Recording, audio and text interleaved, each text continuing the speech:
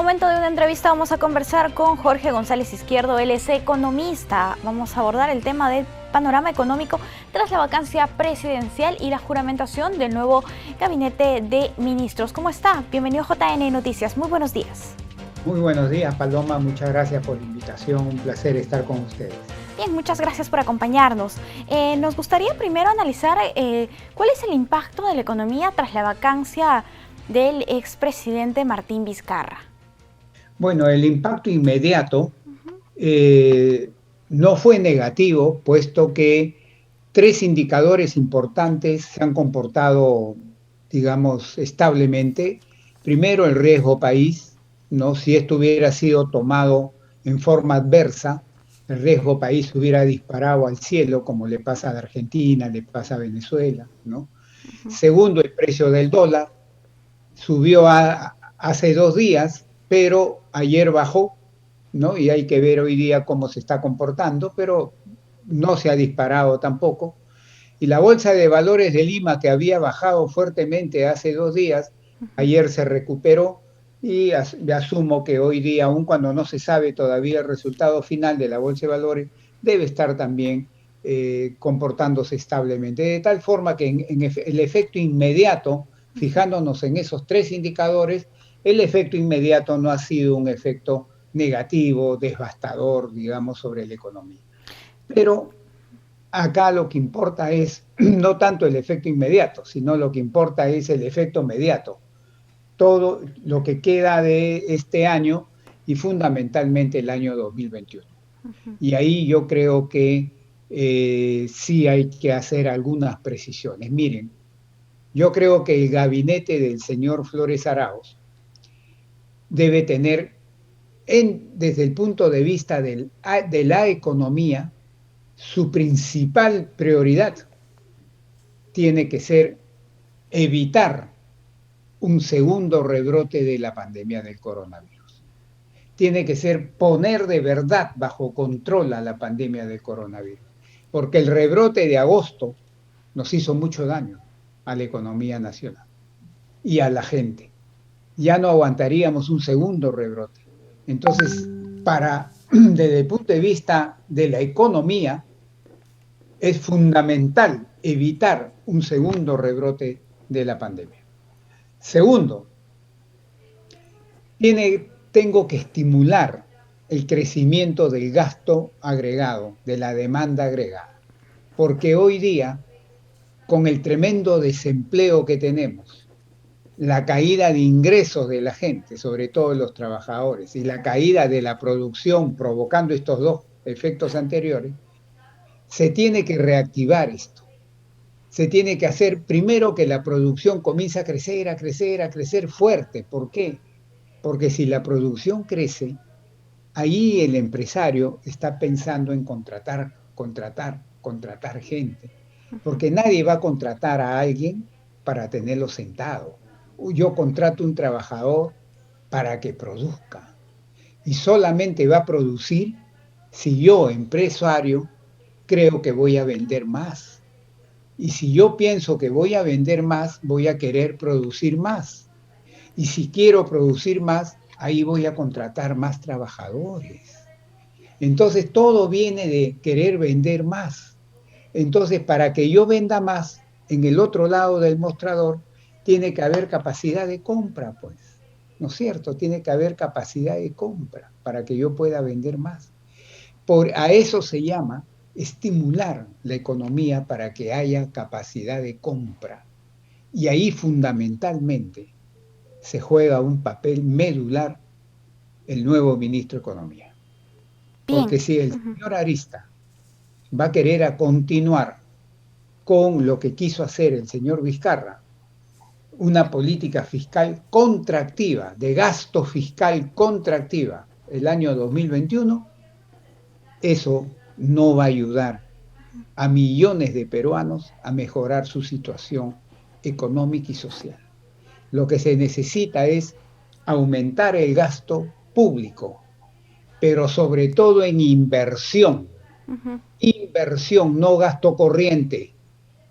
No estar regalando cosas como, por ejemplo, yo le sugeriría al nuevo ministro de Economía que trate de desmantelar este subsidio a la contratación de mano de obra, que nos puede costar entre 500 a 1.000 millones de soles. Eso es regalo de plata. Y el Perú hoy día, el gobierno del Perú no está para regalar plata a nadie. Sí. Señor González, ¿cuáles son las medidas que se deben hacer para estimular este movimiento que usted indica? ¿Cuáles son las acciones concretas en las que debería enfocarse el nuevo ministro? Aumentar el gasto público en inversión, y dentro de inversión en infraestructura sobre todo.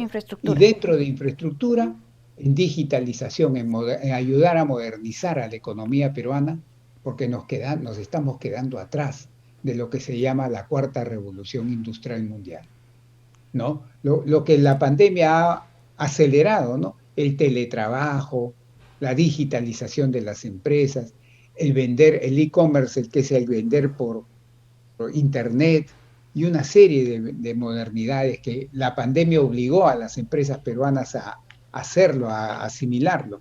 Eso tiene que quedar. Entonces hay que invertir en eso. Y esa es responsabilidad primaria del gasto de inversión pública en infraestructura. Ese es lo primero que tiene que hacer. Bien, respecto ahora sobre los bonos que se han entregado a las familias, ¿usted cree que sería pertinente continuar en esa línea? Yo creo que eso es gasto corriente. Pues. Yo creo que el gasto corriente ya no debe seguir creciendo. Bien.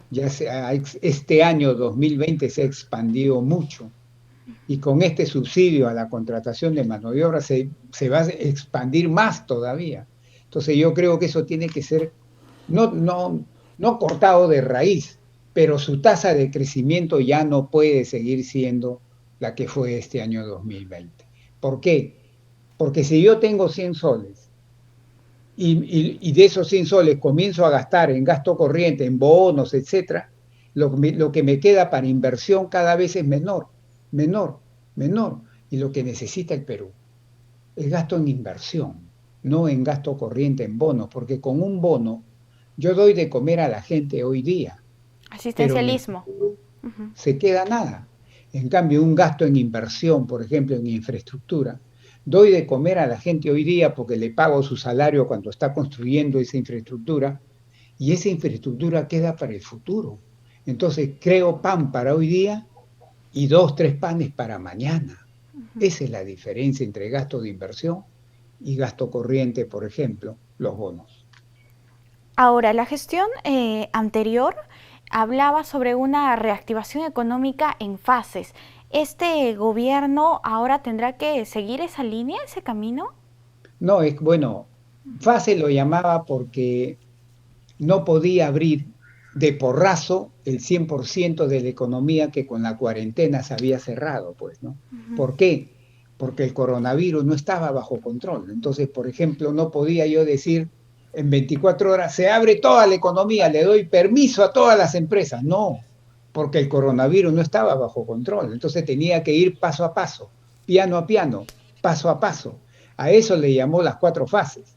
Y lo que está haciendo ahora, a partir de octubre, ¿no? Es la última fase. Entonces, lo que tiene que hacer este gobierno es terminar de abrir el 100% del aparato productivo. Listo. ¿Para qué? Para que una vez que abras el 100% del aparato productivo, que todavía no está abierto al día de hoy, entonces la economía está, de acuerdo a su potencial, capacitada para comenzar a producir al 100% de su aparato productivo. Eso es lo primero que tiene que hacer, ¿no? Para que la economía esté de acuerdo a su potencial para producir. Bien. Y segundo, que es lo que hemos conversado ya, crear capacidad de compra, capacidad de gasto para que las empresas puedan producir más y generar más trabajo, que lo que la gente hoy día quiere es trabajar. Así es. Señor González, ya para finalizar, ¿usted nos podría decir cuál es el camino que deben seguir respecto a la AFP y la ONP? ¿Qué generaría? ¿Cuál sería el impacto en la economía de nuestro país? Muy buena pregunta. Yo creo que el nuevo ministro de Economía y en general el nuevo gabinete del señor Flores Arauz tiene que estudiar muy bien esas dos ya proyectos de ley, ¿no? Y atrás están viniendo otros, ¿ah? Como por ejemplo, hay un proyecto ahí para comenzar a fijar tasas de interés, ¿no? Entonces, Ujú. pero sobre estos dos, el gabinete tiene que estudiar bien y desde mi punto de vista, creo que los dos proyectos no deben aprobarse, no deben convertirse en ley, porque el de la ONP, ya el gobierno tiene un forado así, digamos, por los gastos que ha hecho por la pandemia. Con el de la ONP, el forado se haría mucho más grande. Y en el caso de las AFPs, va a provocar que el dólar, entre otros efectos, Ujú. el dólar se vaya hacia arriba. Entonces, ese tipo de efectos yo creo que hoy día la economía no está para experimentar.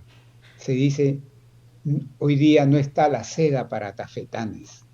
Entonces yo les aconsejo al gabinete del señor Flores Arao que estudie bien esos dos temas, sus implicancias sobre la economía nacional, sobre el bienestar de los 33 millones de peruanos, no sobre el bienestar de decenas de miles que se beneficiarían con esto solamente, sino el todo el Perú.